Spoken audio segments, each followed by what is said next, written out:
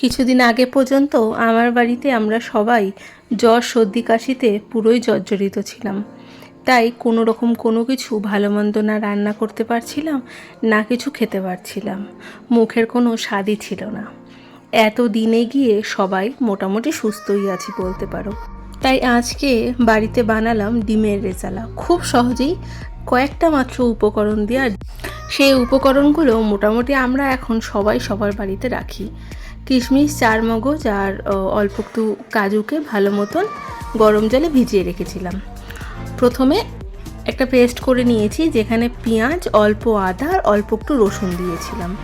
লঙ্কার জন্য গোলমরিচের গুঁড়ো ব্যবহার করতে পারো বা নর্মাল লঙ্কাও ব্যবহার করতে পারো। ডিম সেদ্ধ আগে থেকে করে নিয়েছি, বেশ খানিকটা সাদা তেলে নুন আর হলুদ দিয়েছি।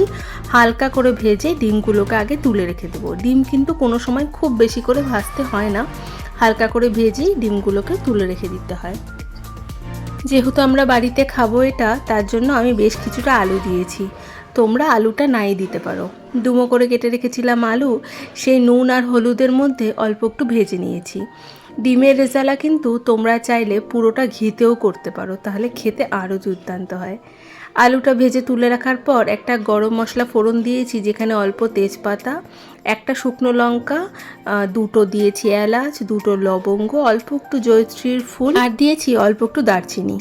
সেই ফোড়নটা থেকে সুন্দর গন্ধ বেরোলে ওই যে বাটাটা করে রেখেছিলাম পেঁয়াজ, আদা, রসুনের, সেই বাটাটা দিয়ে বেশ খানিকক্ষণ কষিয়ে নেব, যেন সাইড থেকে তেলটা ছেড়ে দেয়। অন্যদিকে ফ্রিজের থেকে বের করে রেখেছিলাম টক দই 1 থেকে 2 ঘন্টা আগে। ঠান্ডা হয়ে যাওয়ার পর ভালো মতন ফেটিয়ে নিয়েছি। দেখো সাইড থেকে তেলটা ছেড়ে দিয়েছে। এবার আমি যে টক দইটা রেখেছিলাম, সেই টক দইটা গোটাটা আমি এই পর্যায়ে দিয়ে দেব সেই পেঁয়াজ বাটার মধ্যে। তোমরা কিন্তু টক দই একদম ঠান্ডা ব্যবহার করবে না, মানে ফ্রিজের টক দই ব্যবহার করবে না, তাহলে কিন্তু পুরোপুরি সেই টক দইটা কেটে যাওয়ার ভয় থাকে।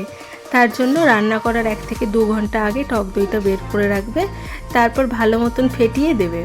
সেই পেঁয়াজ বাটার মধ্যে টক দইটা দিয়ে বেশ খানিকক্ষণ কষালাম একটু আঁচ বাড়িয়ে। তেলটা যখন ছেড়ে সুন্দর গন্ধ বেরোলো, দিয়ে দিলাম সেই চারমগজ, কিশমিশ আর অল্প একটু কাজু বাটা। সেটা দিয়েও বেশ খানিকক্ষণ কষিয়ে অল্প একটু নুন দিয়েছি, অল্প একটু হলুদ গুঁড়ো আর দিয়েছি সামান্য একটু কাশ্মীরি লঙ্কার গুঁড়ো। ডিমের রেজালা বা ধরো মাছের রেজালা সবসময় কিন্তু একটু সাদা সাদা হয়। আমার যেহেতু একদম সাদা সাদাটা দেখতে ভালো লাগে না, তাই আমি অল্প একটু হলুদ গুঁড়ো আর অল্প একটু কাশ্মীরি লঙ্কার গুঁড়ো ব্যবহার করেছি। তোমরা চাইলে নাও দিতে পারো। সমস্ত কিছু বেশ ভালো মতন কষিয়ে দিয়ে দিয়েছি সেই ভেজে রাখা আলুগুলোকে।